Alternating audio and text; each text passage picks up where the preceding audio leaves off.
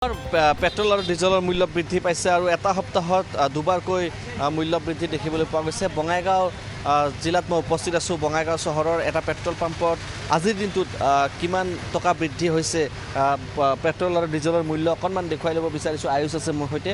আয়ুষে যদি দেখুৱাই এয়া দেখিবলৈ পাইছে 102 টকা 08 পইচা ইয়াতে পেট্ৰলৰ মূল্য দেখুওৱা হৈছে। ইয়াত অৰ্থাৎ 102 টকা প্ৰায় 102 টকা পেট্ৰলৰ মূল্য আৰু ডিজেলৰ মূল্য যদি আমি দেখুৱাওঁ তেতিয়াহ'লে 93.41 টকা ডিজেলৰ মূল্য দেখিবলৈ পোৱা গৈছে। প্ৰায় 93.41 টকা যিহেতু হৈছে প্ৰায় 94 টকা ডিজেলৰ মূল্য দেখিবলৈ পোৱা গৈছে। আৰু মূল কথাটো হৈছে যে এটা সপ্তাহতে মধ্যপ্ৰাচ্যৰ যি যুদ্ধৰ বিভীষিকা চলি আছে সেই যুদ্ধ বিভীষিকাৰ যেন সম্পূৰ্ণ প্ৰায় প্ৰত্যক্ষ প্ৰভাৱ পৰিছে আমাৰ অসম আৰু ভাৰতবৰ্ষত। সেই পৰিৱেশটো দেখিবলৈ পোৱা গৈছে। অকণমান আমি জানিবলৈ যত্ন কৰিম। লোকসকল আহিছে পেট্ৰল আৰু ডিজেলৰ তেখেতসকলে পাম্পত আহিছে আৰু দেখিবলৈ পাইছে যে দাম বৃদ্ধি হৈছে। আপোনাৰ ওচৰলৈ আহিছোঁ। দাম বৃদ্ধি হৈছে এটা সপ্তাহত দুবাৰকৈ মূল্য বৃদ্ধি হৈছে আৰু বাইক চলোৱা হওক বা গাড়ী চলোৱা হওক যথেষ্ট আপোনাৰ দাম বৃদ্ধি হ'লে প্ৰভাৱ পৰে। কি ক'ব, কি ধৰণে প্ৰভাৱিত হৈছে আপোনালোক? বাকী সামগ্ৰীসমূহৰো দাম বাঢ়িছে। চাওক কি ক'ম আৰু মানে খালি আমাৰ অসমতে বুলি নহয় সমগ্ৰ ভাৰতবৰ্ষতে যিকোনো বস্তুৰ দাম ইতিমধ্যে বাঢ়ি গৈছে।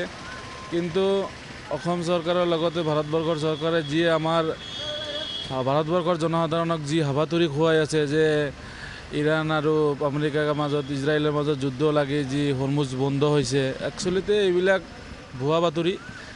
আমি যিবিলাক গম পাওঁ, আমিও অলপতো পঢ়া শুনা কৰা মানুহ, আমিও মোবাইল চাওঁ, ইণ্টাৰনেটৰ যুগ আজিকালি কিয় নাপায়। আজিকালি হৰমুজ খুলি দিয়া হৈছে।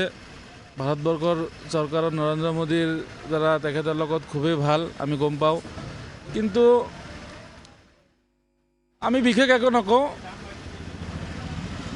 ধৰক আজি মূল্যবৃদ্ধি কেইদিনমান আগত আছিল 98, আজি চাওক কিমান 111 টকা আৰু এইটো এক্সট্ৰা প্ৰিমিয়াম আৰু সেইফালে আছে আপোনাৰ 102 টকা, 3 টকা বাঢ়িলে।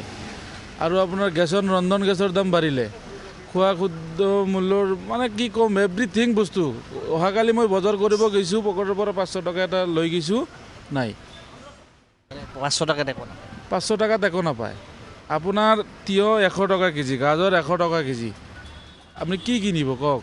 আজি সমস্যা যথেষ্ট হৈছে। সমস্যা মানে বিশেষকৈ আপোনাৰ নিবনুৱা মানুহ, যিবিলাক দৰিদ্ৰ মানুহ, যিবিলাকে দিন হাজিৰা কৰি দিন খায়, যিবিলাকে ধৰক আপোনাৰ সেইবিলাক মানুহৰ বিশেষকৈ অসুবিধা হৈছে। কালি নাটনি বহুত আমি দেখা পালোঁ বজাৰত। কিছুমান মানুহেতো ডাইৰেক্ট মানে অলপ এজনে কৈ আছে দাদা মোক 10 টকাৰ অলপ দিয়কচোন, ধনিয়া দিয়কচোন, নাই তাক নিদিয়ে। মানে 10 টকাত সামগ্ৰী নাপায়, এই ধৰণৰ অৱস্থা এটা হৈছে। আৰু মানুহ আছে যিহেতু পেট্ৰল পাম্পত তেল ভৰাবলৈ আহিছে এগৰাকী ব্যক্তি। কিমান টকাত তেল ভৰাইছে দাদা? তেল কিমান টকাত ভৰালে? 1550। দাম বৃদ্ধি পাইছে আজি আৰু পেট্ৰলৰ দাম বৃদ্ধি পাইছে। অসুবিধা কি ধৰণে হৈছে? এতিয়া চাওক, যিটো মানে চিটুৱেশ্যন আছে সেইটোৰ ওপৰত কণ্ট্ৰল ৰাখি যিখিনি বস্তু কৰিব পাৰি আছে সিমান গভৰ্ণমেণ্টে সিমান কৰি আছে। আৰু এতিয়া আমাৰ সেইটোৰ ওপৰত চলিব লাগিব। আৰু এতিয়া অসুবিধাটো হৈছে। অসুবিধা মানে কি, এতিয়া তুমি কম্পেয়াৰিটিভ কৰিলে, আপুনি যদি কম্পেয়াৰ কৰে বেলেগ কাণ্ট্ৰিৰ লগত যদি কম্পেয়াৰ কৰে তেনেহ'লে আমি বহুত সুবিধাতে আছোঁ এতিয়ালৈকে।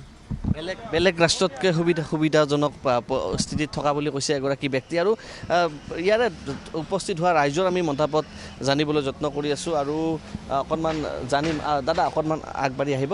আজি কিমান টকা বৃদ্ধি হৈছে? আজি কিমান টকা বাঢ়িছে? আজি 95। আজি 95 পইচা বাঢ়িছে। এটা সপ্তাহত কিমান বাঢ়িলে? 3 টকা 5 পইচা 7 পইচা আৰু 95। 3 টকা বাঢ়িলে পেট্ৰলত, ডিজেলত আৰু পেট্ৰল 3 টকা।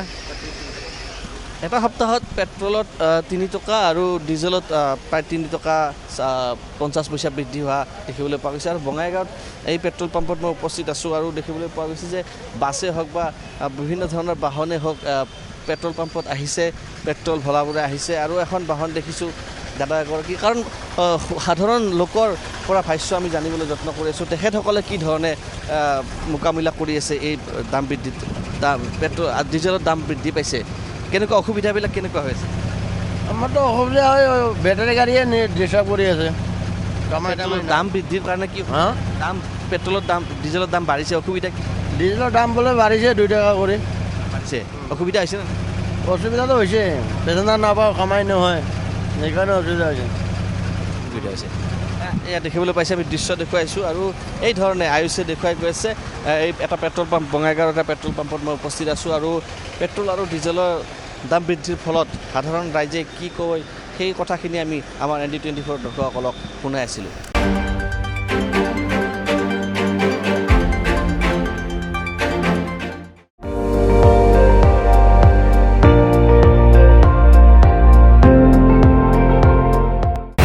আপুনি চাই আছে ND24 সৰ্বশ্ৰেষ্ঠ নহয় সৰ্বোত্তমৰ দৌৰত